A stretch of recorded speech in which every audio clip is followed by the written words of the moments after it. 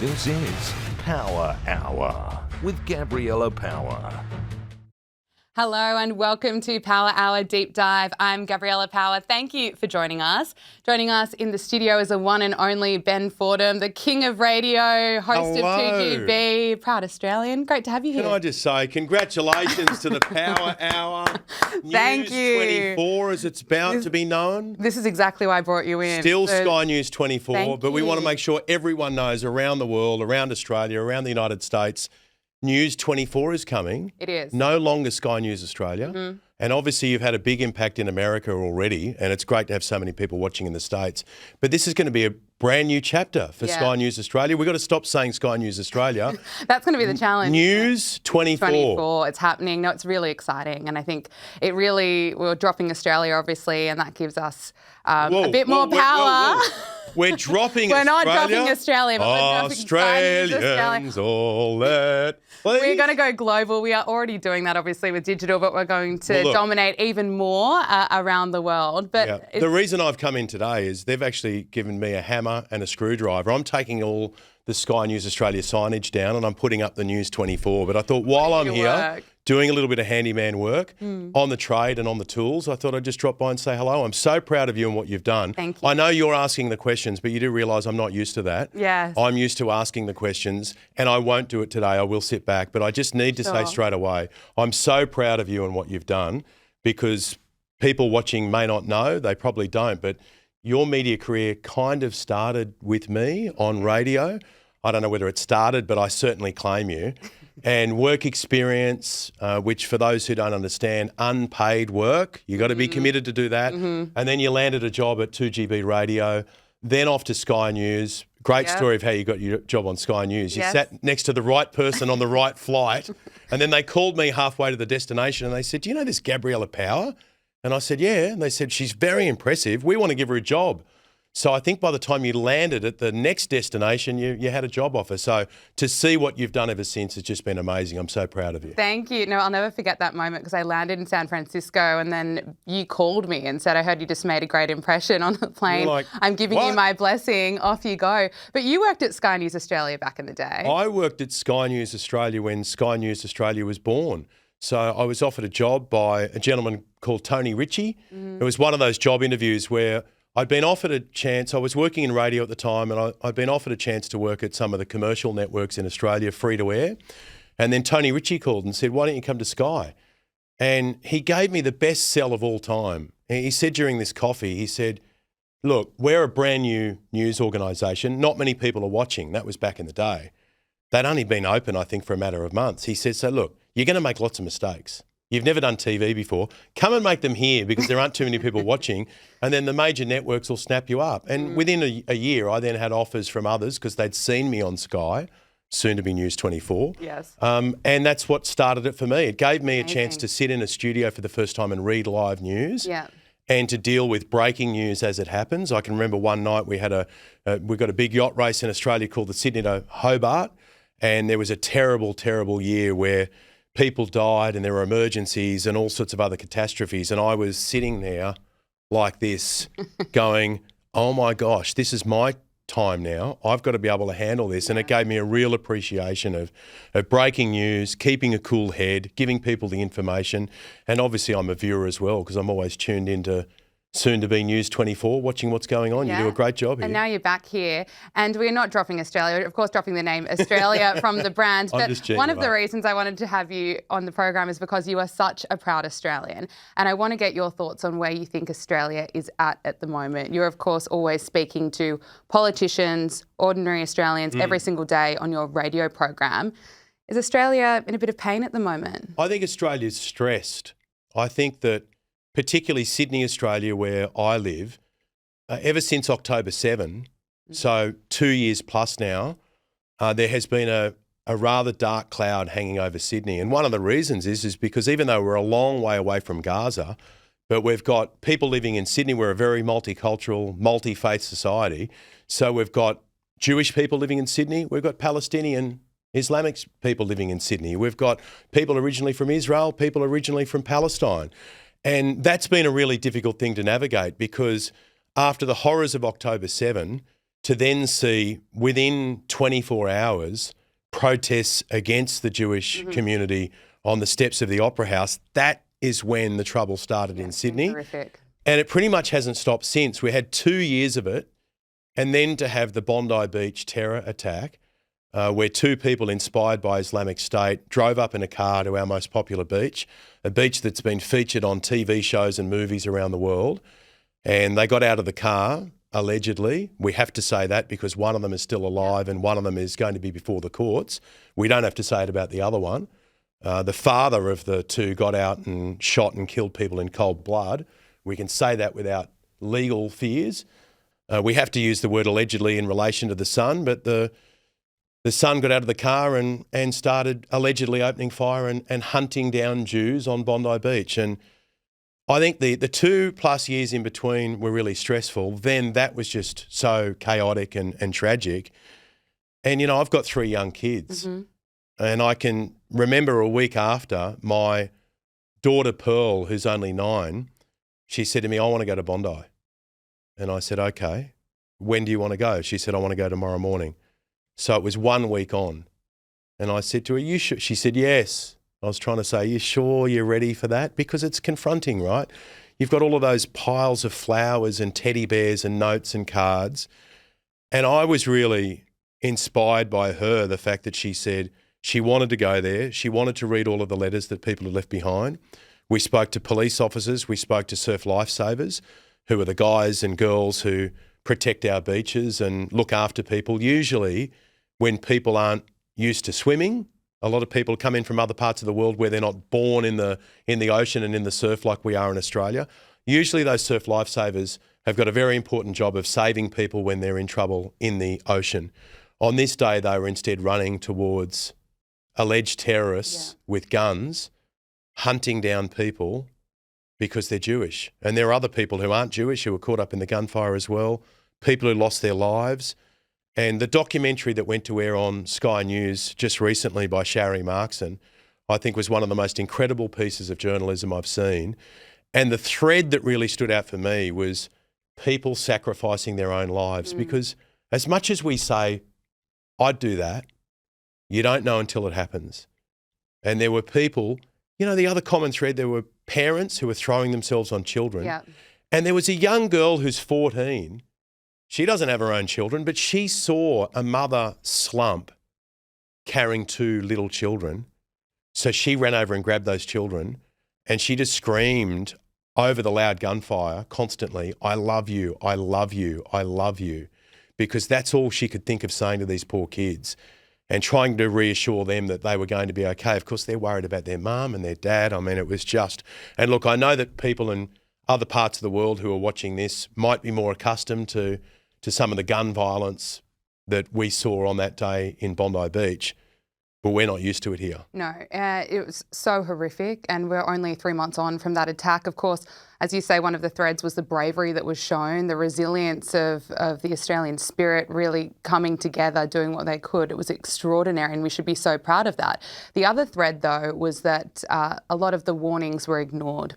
There was anti-Semitism exploding over the last 2 years. You know, we saw we saw schools being targeted, we saw synagogues being targeted, and it was almost inevitable that something was going to happen. And I think there is still a very real fear that there is clearly radicalisation in Sydney. We've got ISIS brides coming back. Well, just a few things on that. I mean, it's been revealed today in the Daily Telegraph, one of our leading newspapers here in Australia, that the father and son duo travelled towards Afghanistan, didn't make it there. They went through another country trying to get into Afghanistan. So there's an obvious question there. What were they wanting to do on a nation that's known as a terror hotspot?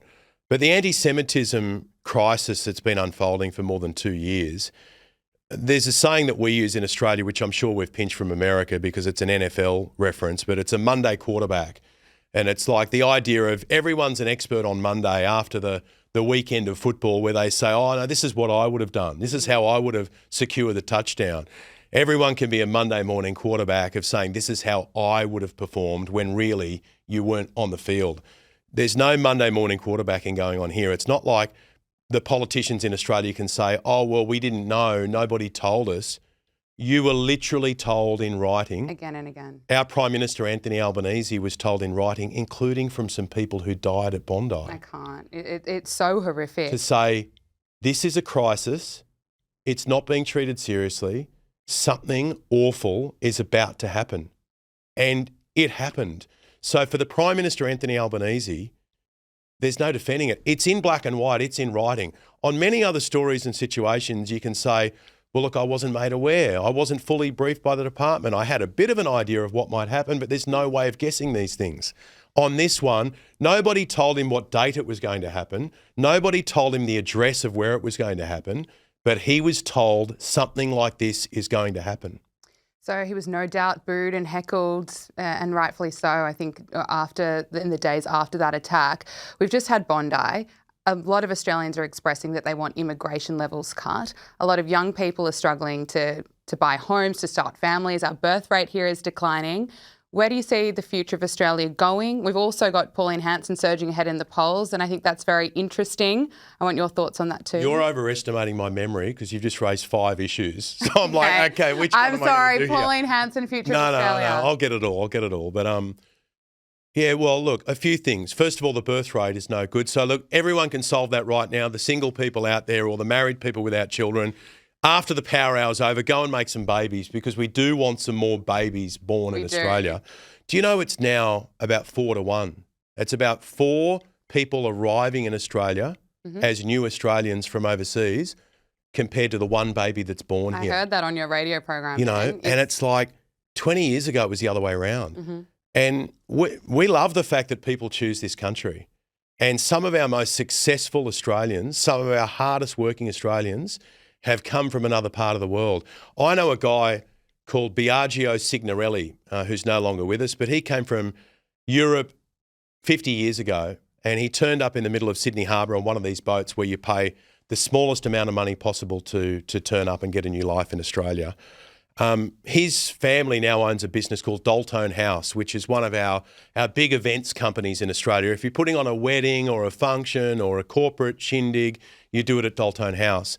And I love telling the story that Daltone House was started by Biagio Signorelli at the very place where he was dropped off on the boat.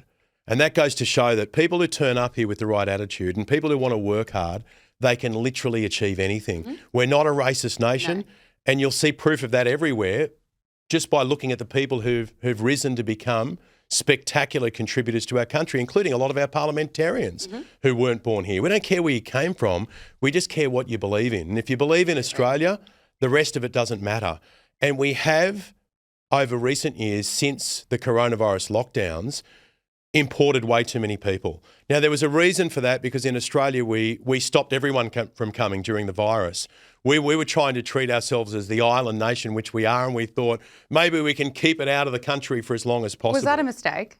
I don't think so. I think at the time, it's easy to critique the politicians during COVID, and I gave a lot of grief to a lot of them over lockdowns and vaccination mandates and all sorts of other stuff. I think at the time, though, I think about myself as a parent. Your main mission in life is to protect the people around you and under you. And sometimes you will make drastic decisions because you fear that there's just a chance that someone might get hurt or someone might die. But Australia was so far behind. I mean, the rest of the world really moved on from COVID and we were still dealing with this in 2021. Yeah, we took too long to move on with it. But after we said no to everyone coming in, then they went, right, let's speed it up, right? And it's a little bit like if you've been starving yourself. If you've been going, all right, I'm trying to shed a few kilos here or a few pounds, or you're having blood tests, so they say, you know, you can't eat for 8 hours afterwards. What do you think you do straight after that?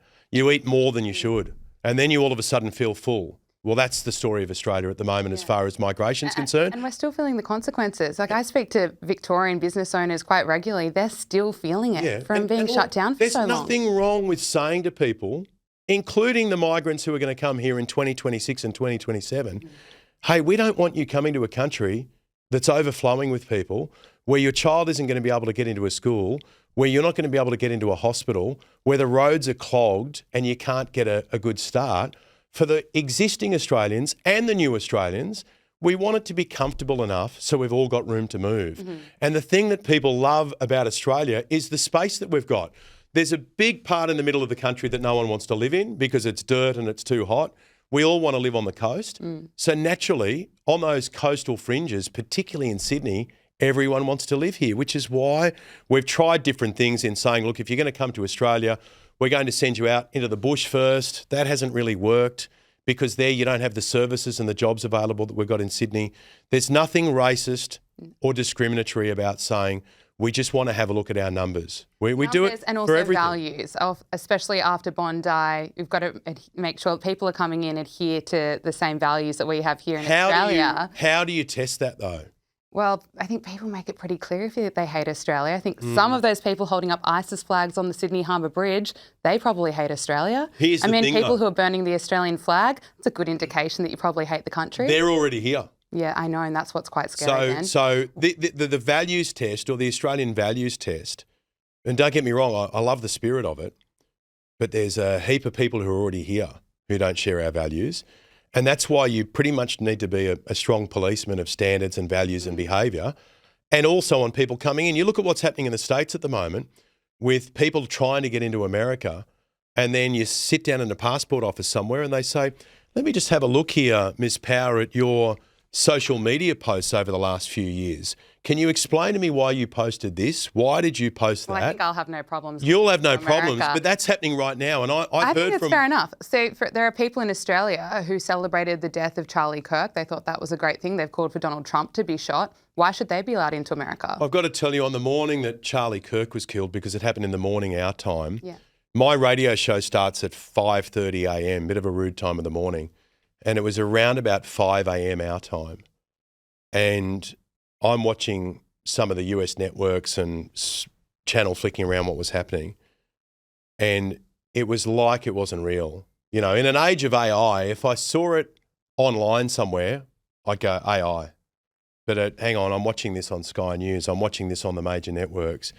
And for anyone to celebrate anything like that is just appalling. And it doesn't matter how much I dislike someone or disregard someone's opinion.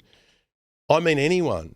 You know, as long as you're not a serial killer or a terrorist, if you've gone through something terrible, I'm going to feel for you regardless of who you are or what team you barrack for or what politics you support. It's just a sickening trend that people would be cheering on a father of young children who's lost his life at such a young age, who you never know could have gone on to become president. You know what, Ben? Watching that reaction, it was so sickening, but it didn't surprise me, because when Trump was nearly killed in Butler in 2024, there were people saying, I wish that the shooter didn't miss. I wish he didn't turn his head. We've seen such a rise in left-wing violence in America. You saw people targeting Teslas just in protest against Elon Musk. So sadly, it made sense to see people celebrating Charlie Kirk's death. But then what was quite disgusting was then seeing it in some of the left-wing media outlets like MSNBC, that I know one commentator ended up getting sacked for those comments, but seemed to have suggested that Charlie Kirk deserved it. And I think there's another disease that's kind of spread throughout the world in recent years, which is the inability to engage with people you have a difference of opinion to. That's what Charlie did. And I love talking to people who think differently to me more than I like talking to people who think the same way as me. And I'm constantly engaging with people and listening to people and debating people. Some of my closest friends think that 99% of my opinions are not worthy of the time that I give them.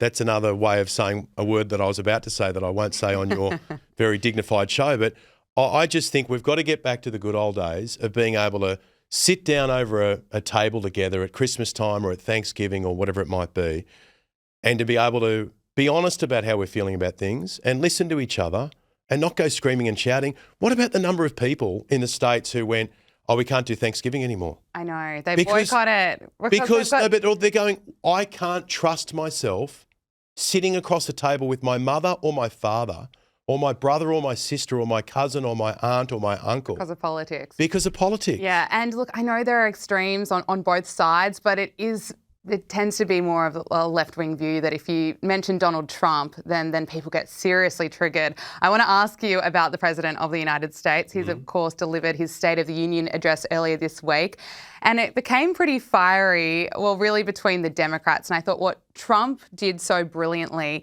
is he kind of set up the Democrats he set up a trap for them. He knew that they wouldn't be able to resist screaming, shouting, heckling. And so he said, stand up. For very basic things, stand up, to honour Charlie Kirk. Some Democrats would not do that. Stand up. If you condemn political violence, they had to stand for that one, of course. But Ilhan Omar, I mean, she was caught on camera, just losing the plot, yelling, screaming. I think we have some audio of that. That is why I'm also asking you to end deadly sanctuary cities that protect the criminals and enact serious penalties for public officials who block the removal of criminal aliens. In many cases, drug lords, murderers all over our country, they're blocking the removal of these people out of our country, and you should be ashamed of yourself.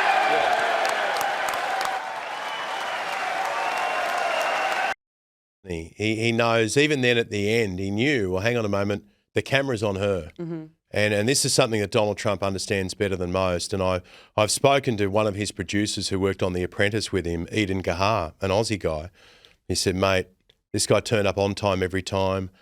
He knew everything. At first, Eden would say, Mr. Trump, wasn't President Trump there, just so we're clear about what we're doing today. And he would almost look at Eden like, yeah, I've read the brief. I know what's going on.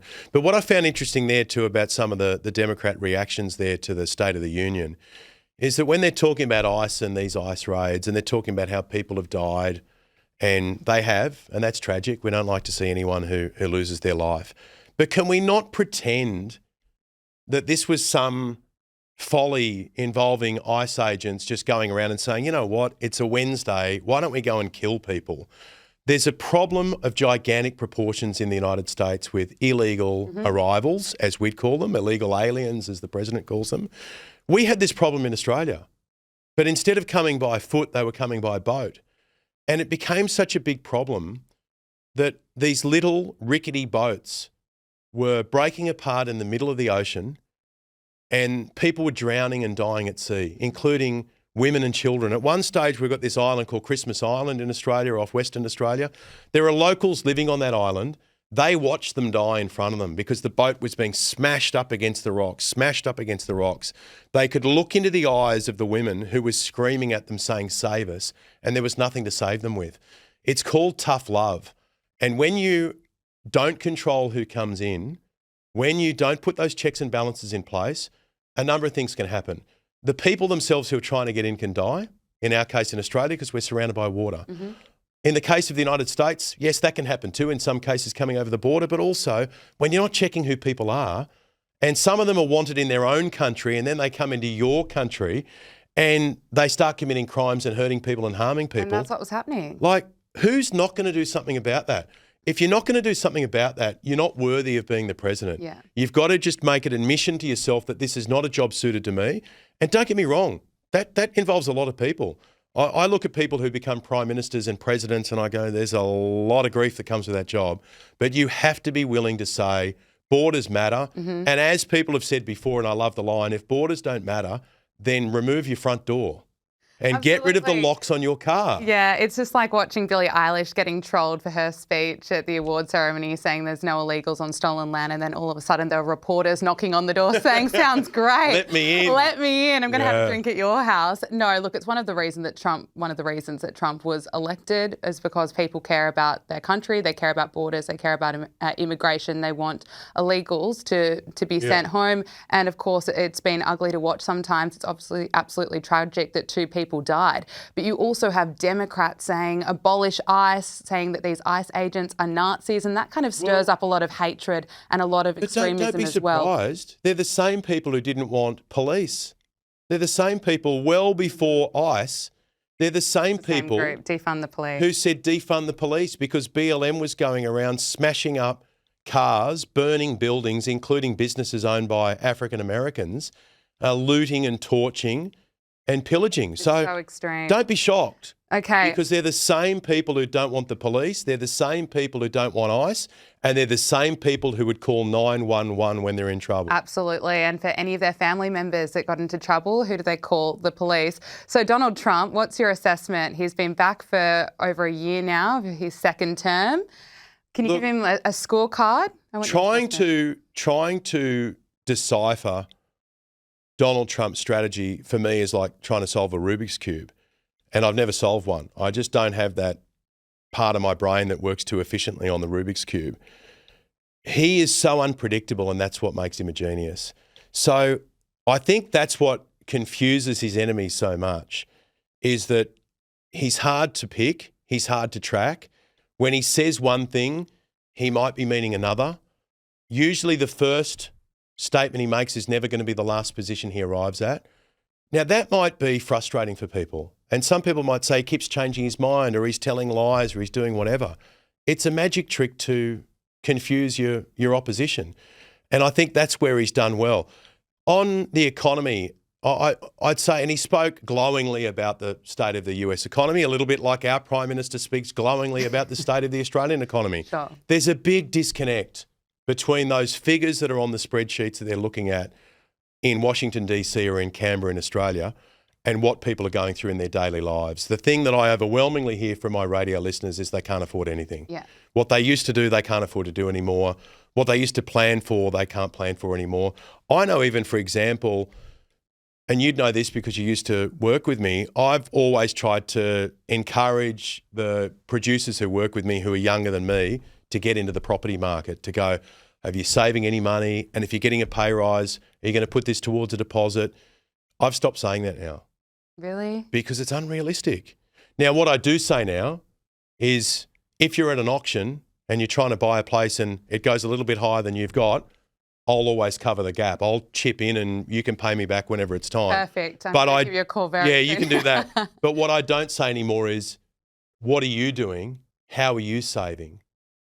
Even though I want that for them, but that's easy to say when I was growing up. Like, I bought an apartment when I was 19 for $139,000.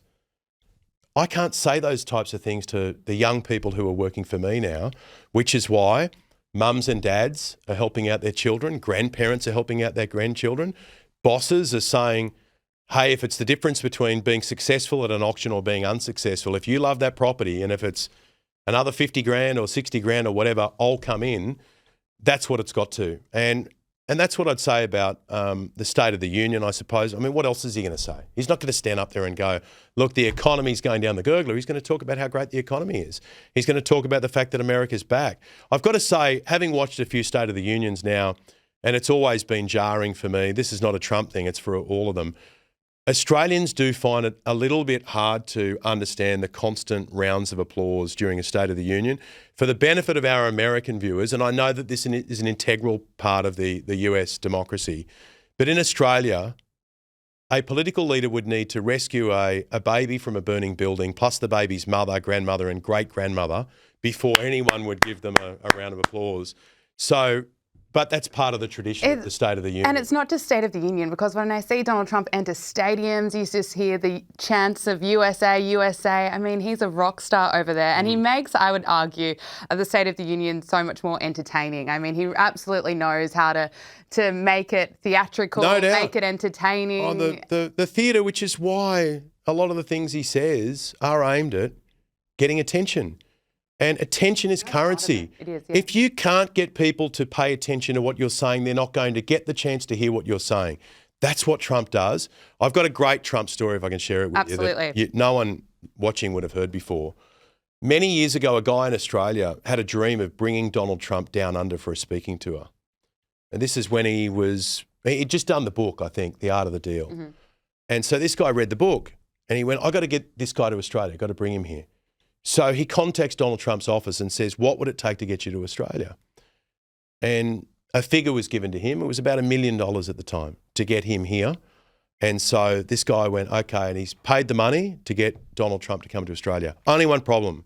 The guy had never organised a speaking tour before. He had no idea what to do. Mm-hmm. So it was a wildly unsuccessful venture. So he didn't sell the tickets. He couldn't secure a venue. He didn't know what he was doing. It was a guy who, and I feel really sorry for him, but he'd borrowed the money and he'd sent it off and all this other stuff. And then when it all fell over, he contacted Donald Trump's office and said, look, I need to talk to him because something's gone wrong here. And he was informed that the money wouldn't be returned to him. And he was told that this was business.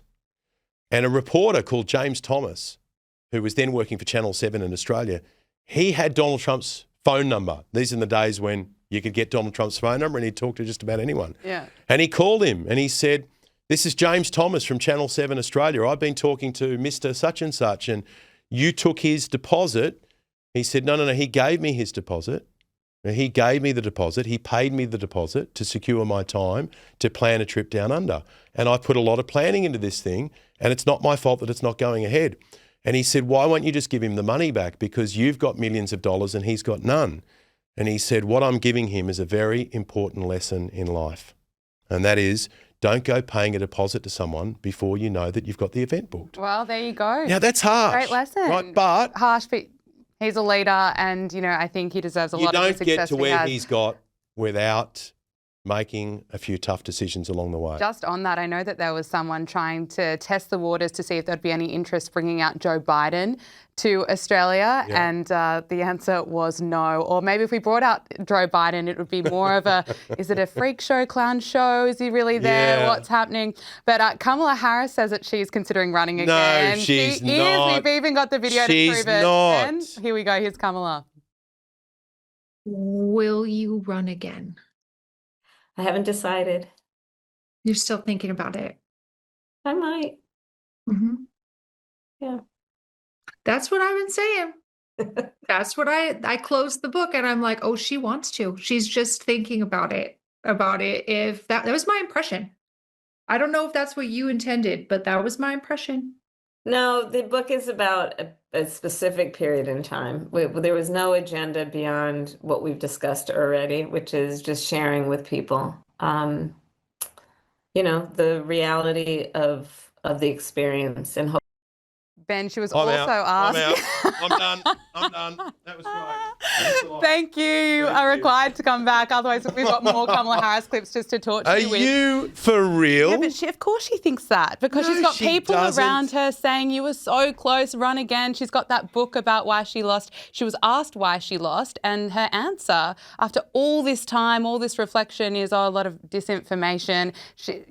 They're my thoughts on Kamala Harris. And yours is to walk out and leave the studio. Deep breaths. I'm going to break this news. She's not running. They won't let her run. She's trying to sell books. She's answering a question in an interview. I'm surprised that she would even suggest that. Even the people around her know that she was absolutely flogged, as we would say in Australia, beaten to a pulp politically, not literally. There's no way in the world. Why you don't go back? Donald Trump came back.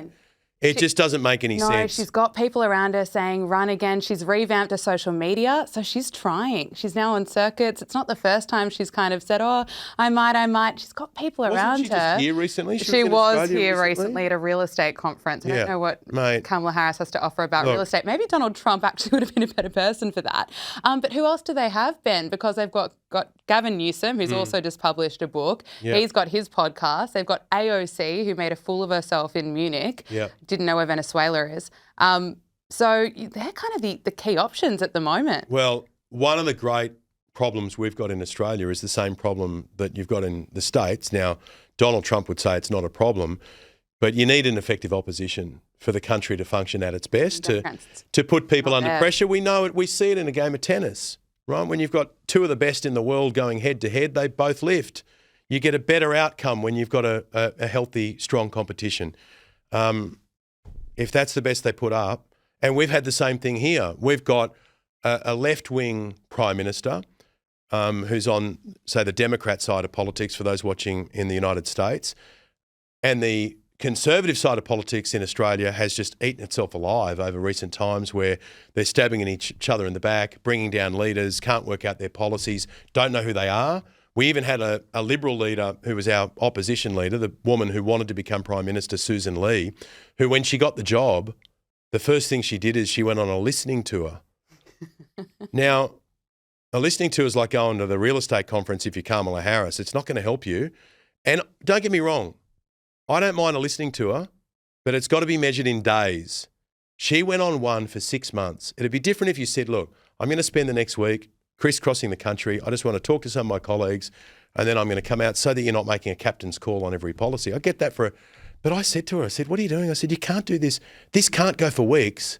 It went for 6 months. And no policy. And then it took such a long time. They went, all right, see you later, bye-bye, you're gone. And we just had Bondi, I commend her for the work she did during the Bondi attack, but, Anthony Albanese, there was no opposition, which is why I think it's quite interesting that Pauline Hansen's doing quite well in the polls, and I think she's certainly got the momentum behind her. I don't see that changing. Pauline is the closest thing to Donald Trump in Australia as far as someone who's out of the box, and no matter what they say, they get attention. But the thing that has put her in good stead is the fact that what she's saying now, she was saying 30 years ago. She's saying it a little bit differently, and she's offended people along the way, like Donald Trump.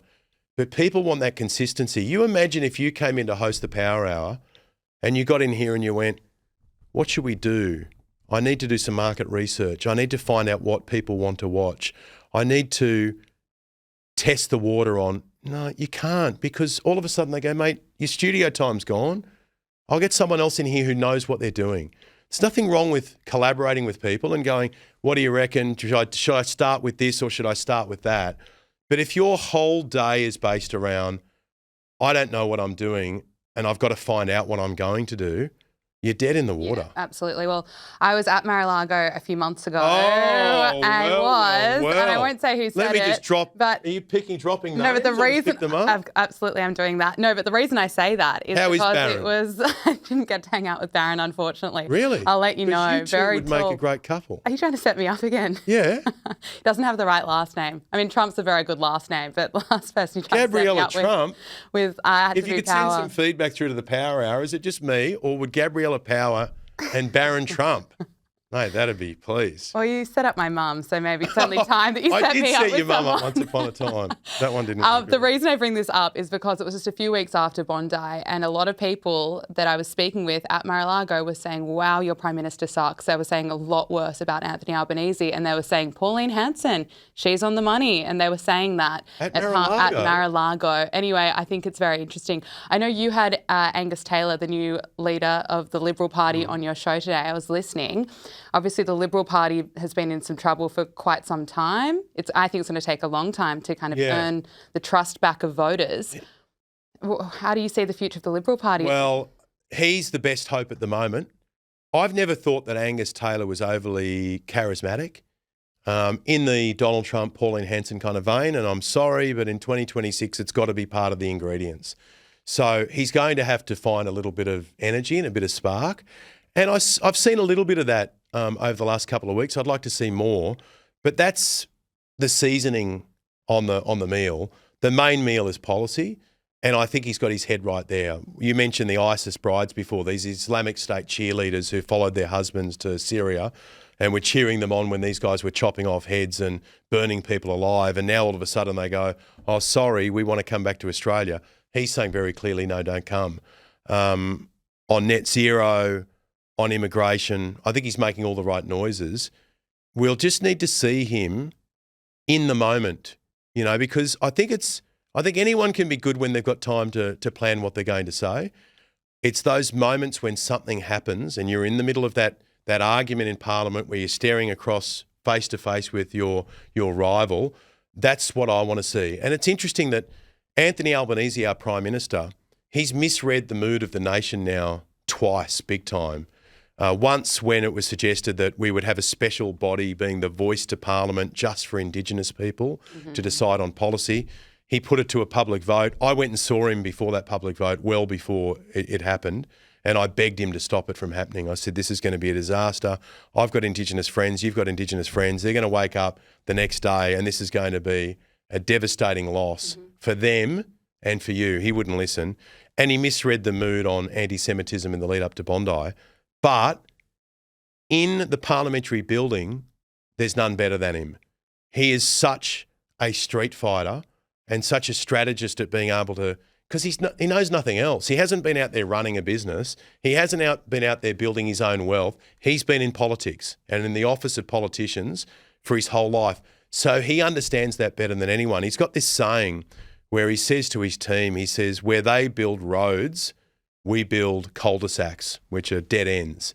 In other words, the moment the opposition starts heading off on a path towards a good idea, he starts thinking, how are we going to block that thing off? I mean, he is a ruthless politician, and like Donald Trump is, and he knows politics better than anyone. Donald Trump isn't a politician. He's a property developer and a TV star who came into politics. So he learnt that through his first term too. A lot of those things where you go, oh, I put a foot wrong here, put a foot wrong there, learning about some of these things. Like, for example, Elon Musk. The moment Elon Musk came back into the White House this time around, I just said straight away, disaster. You can't have two alpha males in a situation like that. That's going to end badly. It ended badly. So people who haven't been in politics for their whole life, which is a good thing, are going to make a few more errors on the day-to-day compared to people who've been there their whole life. So that's the thing about Anthony Albanese. He may have a disconnect with the greater population, which is a big problem, by the way. And you do it twice, you might get away with it. Do it 3 times and it could be fatal politically. But when he's in the office, he's a hard man to beat. Ben, you know media better than anyone. You've been working in the media since you were a teenager. You've obviously seen it change. What's your take on where you see it going? Well, it's an interesting time at the moment. Everyone's got a podcast. It's great to be on the Power Hour, by the way. And, you know, the digital transformation is interesting, but I also see a return to trusted voices and names, particularly with artificial intelligence, because it's now got to the point when I was talking to an editor of a newspaper the other day, and there was a video that came to light that was a dramatic video of a heap of kids on these electric bikes riding across our famous Sydney Harbour Bridge, but like 30 of them in one lot. And they're pulling wheelies and doing all these dangerous stunts. And the explosion in electric bikes is an issue at the moment for us here in Sydney because there have been a lot of crashes and things like that. The editor saw the video and went, fake. So didn't put it on the website. He said, no, it looks fake. It's got to be fake. Because you would think it was. 30 people riding across the Harbour Bridge asking to be arrested. So he didn't run with the story. And then a few minutes later, someone else put it up and he realised, hang on a moment, that was real. So there is this big question mark now that when people read things, when people see things, and Trump is the man who planted the seed with fake news. Fake news. So now I think that there is a great role to play, as much as people say, oh, the mainstream media. I have a lot of my listeners say, oh, you know what, I'd heard that, or I'd read it on Facebook, or I'd read it on X, but I didn't realise it was true until you said it. Right. That's an interesting point because trust in the mainstream media in the US is at a record low. It's of course. 28% or something extraordinarily low of people who trust the media. My view on that is obviously I think COVID did a lot of damage. I think a lot of people stopped listening to CNN during COVID. Yeah. CNN still is struggling, I think, at times. I mean, they refused to play one of Trump's important events earlier this week. He was honouring angel families, which is people who have been killed because of illegals, and they didn't want to take any of that on air. Yeah. Caroline Levitt blasted them for that. When Trump was shot, they said it was a fool. I mean, there are all these kind of errors that erodes trust over time, which I think it's interesting. There's the rise of podcasting, but also just with the media in America, there's a lot of Trump derangement syndrome, and I see it every single day. I don't know how much time you spend watching the hosts of The View, but I want your take on that. But we've got some audio for you. I was rearranging my sock drawer. Yeah, here we go. Also insanely rude because a lot of people won gold for the U.S. A lot of people won gold. I'm sorry. You know, a lot of the women's hockey team and the women and the young skater who comes from immigrant family. I mean, there are a lot He's of clearly a fan of heated rivalry, Whoopi. That's why he loves the hockey players. I can agree with Donald Trump on And that. I'm going to leave that right there. So that's Whoopi Goldberg there, losing it because Donald Trump was honouring the men's hockey team. Yeah. It's nearly every day that they're having a meltdown because of who the president is, the duly elected president. The president received a phone call from Kash Patel, I believe, saying, I'm here with the US men's ice hockey team. They've just won gold. Can you talk to them? What's he going to say? No? Then all of a sudden, Whoopi would be saying, can you believe it? These guys had just won a gold medal. They tried calling the president and he said he was too busy. I've heard the phone call. It's a great phone call. Trump starts raving and saying, look, I think you're all brilliant, but that goalie of yours, that goalie deserves something extra. And by the way, boys, what are you doing next week? Do you want to come to the State of the Union? yes, Mr. President, we'd love to come. And he invited them there. I know. I mean, if that is causing you concern, you need a check-up from the neck up. Ben, we have a segment on this show called Media Meltdowns, and we have that because there is content like that every single day. I mean, there's a reason there's a low level of trust in the media in America. Like, a lot of people ask me, how does she still have a job? I mean, some of the comments that she makes is extraordinary. But what's next for you, Ben Fordham? You've achieved so much in your life. That has been absolutely extraordinary. And I know you've flagged the idea of retiring early. Do you think that's going to happen? I don't know. I'm 49.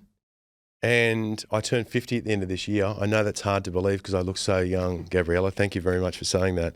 But I don't know. I've got this idea in my head that I don't want to work forever. I love my job.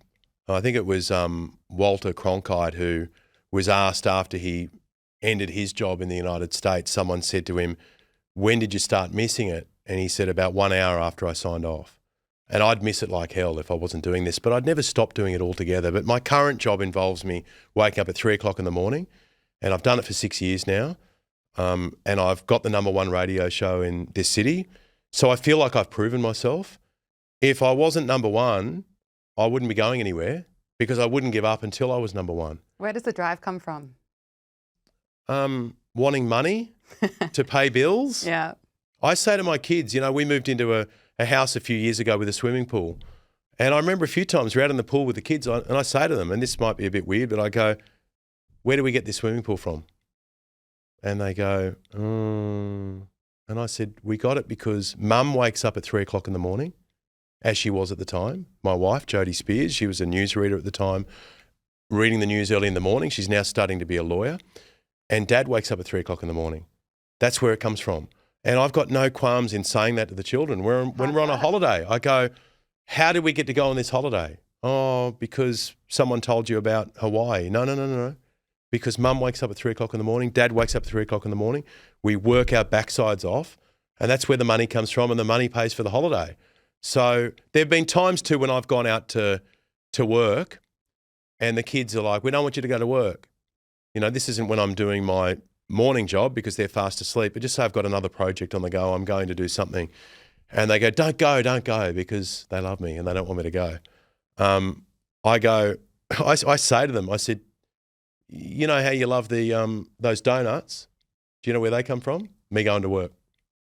Freddie, you know how you love your Nintendo? You know where that comes from? Jodie and me going to work. So that's the way the world works. So your parents obviously taught you the value of hard work as well. That was drilled into us from a very young age. My mum and dad, we were forced to get jobs. The moment we were old enough to operate a lawnmower, at an age when most people thought we were too young to operate one, my dad said, okay, you're starting a business. So we set up Fordham Brothers Lawn Mowing. Amazing. I would have been 12. Nick, my little brother, would have been 10. We went and letter dropped everyone. We started mowing lawns. Then I started delivering newspapers, working at my dad's mate's news agency, started doing work experience at 15, started working on weekends at a radio station when I was 16, 17 and 18. And then I've been working ever since. And I'll always do it in some way, but I'm inspired by my wife taking on a new career. She was a journalist. She was a court reporter, police reporter, top newsreader. And now she's going to become a lawyer. And it occurred to me, I thought, in a few years, I'm going to be sitting in a courtroom watching Jodie up on her feet in some trial. And I was like, that inspires me. So I do have a bit of an itch where I'm thinking, well, should I keep doing this forever or should I add a bit of variety to my life? So who knows? Your wife, Jodie, is absolutely incredible. She is. So are your 3 amazing children. How has being a dad changed you? It changes everything. I don't think it's changed who I am. I had godchildren before I had children, you know, where someone says, would you be the godfather to my little baby? And I got to the point I was like collecting them. You know, I can remember when I was first asked to be a godfather and I didn't have my own children, I said to the person who asked me, I said, yeah, look, I'd love to do it, but there's something you need to know. I'll take my godfather duty seriously because for some it's more of an honorary role, you know. There are plenty of kids who go, who's my godfather? Who's my godmother? And so I got right into that and very much enjoyed it. But I say to anyone who doesn't have kids, people will tell you how inspiring it is. People will tell you how hard it is, but no one tells you how funny it is. because it is funny as hell. You basically imagine your funniest friend, but they're just 50 times smaller and cuter. I mean, that's what it's like having children. And they're a challenge. You know, I love the fact that I've got daughters who are their own women, even though they're 9 and 6, Pearl and Goldie. But, mate, I'll tell you what, like, they know how to negotiate. We come from a family of negotiators. That was the business my parents set up, the Fordham company, which is now run by my brother Nick. They negotiate contracts for a living. It means that I've got that in my DNA. So they're used to me negotiating with people, talking to people on the phone, trying to convince people to do interviews, trying to get more money out of my bosses for the great job that I do, trying to get more money for my friends when they're in their contract renegotiations. So now I'm realising, oh my gosh, they've got the same DNA. So when they come in and go, I've got a little home office and I'm planning my show for the next day, and they come in and I will say, I can tell it on their face when they walk in, I go, are we about to negotiate? And they go, no, I'm just coming in to talk. And then they sit around for a second and they go, Dad. And I go, righto, what's the deal? They know the art of the deal. What are you proposing? They know the art of the deal. But look, they're amazing. Freddie's 11, Pearl's 9, Goldie's 6, although in a story once in the newspaper, they mistakenly called her 7, so she claims to be 7 years old, and we're not brave enough to correct her. So it's the funnest time of my life, and I lie in bed with them every night. We have what we call a big bed snuggle every night. We all hop into the big bed in our room, and then until it's time for them to go off to their own. And I've even said to them at times, I go, you know, you're going to not always love me as much as you do now. And Pearl will go, what? I go, yeah, when you're a teenager, you're going to go through this stage of thinking that I'm the worst thing in the world. You're going to think your mum is too, but then you're going to come back. And hopefully that period there is going to be a short one. I said, but when that pops up, just make sure you know, if anyone ever does anything to you, we've got a saying in our family, which is if you grab the tail, you get the whole effing tiger. And that's what my dad used to say to us. It's like if anyone ever picks on you, if they grab the tail, they get the whole effing tiger. And I say that to my kids as well. I go, no one's going to support you more in your life than me, obviously, and my wife, but on equal footing. But I go, there's no one in the world who's ever going to love you more. There's no one in the world who's ever going to protect you more. There's no one in the world who's ever going to fight for you more than me. So that's not to say that mum isn't going to be exactly the same, but I'm never going to be beaten in any of those categories. So you need to know that. Even when we have times where we're not going to be as close and you're not going to want to hang out with me as much. Of course, they find that a foreign concept. And I'm like, trust me. They go, did you do that with your parents? I said, yeah, I did. Yeah, I was a little smart ass when I was growing up, and I had times where I went, you know what, I'm sick of mum and dad telling me what to do. I'm moving out. So I'll tell you what. At what age? I first moved out, I think, to go to Canberra to be a political correspondent when I was 19. Then when I moved back about 21, I moved back in with mum and dad. And then I think it might have been 22, 23. I was like, I'm out of here. And my little brother said, I'm coming too. So we both bailed. But we have gone back in several times. Yeah. You know, where we've ducked back in and, you know, and I should say to my mum, the big kahuna, if she's watching, love you, mum, because they've been very good to me. And, you know, that family aspect and the loyalty and the friendship and everything else. And, I mean, it means the world to me. And I'm just lucky that I've got great kids. And I came up with a strategy recently, Gabriella, which was small little apartment was for sale at the end of my street. So I bought it. And I thought to myself, one day my kids are going to say, oh, I'm moving out. And I want to be able to say, why don't you move into that one? It's like 40 metres away. There's the keys. That's a great strategy. And you don't have to pay any rent. So that's my way of being able to keep an eye on them when they're a little bit older. And they can stay in your street for a long time. I hope so. I love your family so much, and I love the way you speak to your children. You remind them to say, I'm a leader, and they're demonstrating that from such a young age, and it's brilliant to see. Ben Fordham, thank you so much for being so generous with your time. It's been so much fun. I've never had anyone walk out of the podcast studio. I walked back in. You did. You walked back in. So no more Kamala Harris grabs when we get you back on the program. And that should be on your bingo card for 2026. I want more people storming out of the power hour. That was lots of fun. And good luck to you. Thank you. Not that you need it. And good luck to everyone at what's about to be News 24 and hi to everyone who's watching in other parts of the world, because I think it's a great success story that this wonderful journalist and host, Gabriella Power, has built this show and this brand that's now doing great business around the world. And it's a credit to you, and I'm so proud of you. Thank you so much, Ben. And that is Power Hour Deep Dive. Thank you so much for joining us. Don't forget to subscribe to Sky News Australia on YouTube.